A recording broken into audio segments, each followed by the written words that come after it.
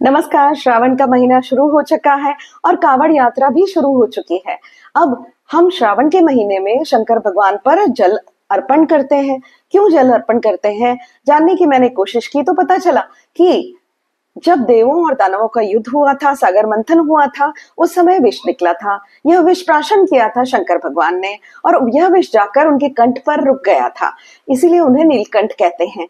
अब इसकी वजह से उनके शरीर में बहुत जलन हुई। अब यह जलन को शांत करने के लिए देवों ने गंगा लाई और उन पर अर्पण की। यही है रीजन फॉर व्हाई हम जल अभिषेक करते हैं शंकर को, स्पेशली श्रावण के महीने में। कावड़ यात्रा, कावड़ यात्रा में कावड़ यूज होती है। कावड़ क्या चीज है? कावड़ एक बांबू का बड़ा डंडा होता है जिसके दोनों तरफ घड़े लटके हुए होते हैं। उन घड़ों में क्या होता है? घड़ों में होता है गंगा जल। सब अपनी शक्ति के अनुसार घड़े के साइज लेते हैं। कोई छोटे घड़े लेते हैं, कोई बड़े घड़े लेते हैं, कोई 4-4 घड़े दोनों तरफ लटका के कावड़ ले जाते हैं। कावड़ कंधे पर ही ले जाती है या इसके पीछे यहाँ पर भी रखी जाती है।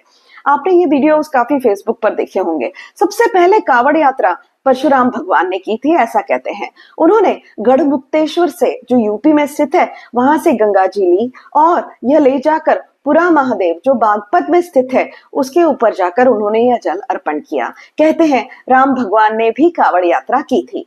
कावड़ यात्रा अनेक तरह की होती है। पहली होती है सामान्य यात्रा, जिसमें यात्री कावड़ लेकर अपने कंधे पर चलता है सामान्य स्पीड से। दूसरी होती है डाक कावड़। डाक कावड़ में यात्री दौड़ता है कावड़ लेकर। कावड़ लेकर दौड़ना सामान्य बात नहीं है, उसके लिए भरपूर बल परिश्रम की जरूरत है। पैर नंगे होते हैं। आपने ये वीडियोस भी देखे होंगे कि इन लोगों के पैरों के ऊपर हल्दी का पानी लोग डाल रहे हैं रास्तों पर।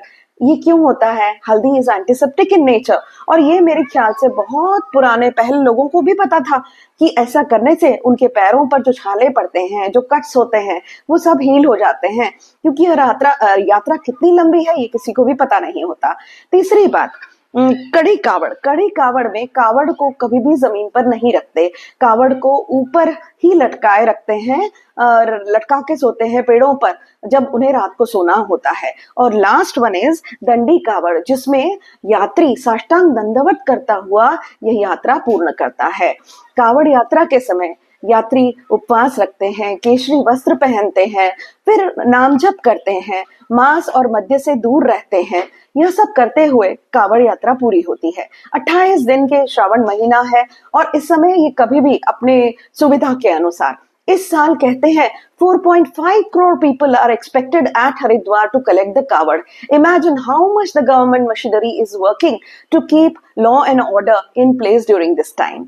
हमारे कुछ भाई बहन जो बिहार और झारखंड से हैं, वो टोक्यो में भी बसे हुए हैं और पिछले 2 सालों से वह कावड़ यात्रा टोक्यो में निकाल रहे हैं। 82 किलोमीटर लॉन्ग ये कावड़ यात्रा है। इमेजिन कावड़ यात्रा गोइंग ग्लोबल। सुनने को बहुत अच्छा लगता है। आप सभी को श्रावण महीने की शुभकामनाएं। बहुत बहुत धन्यवाद।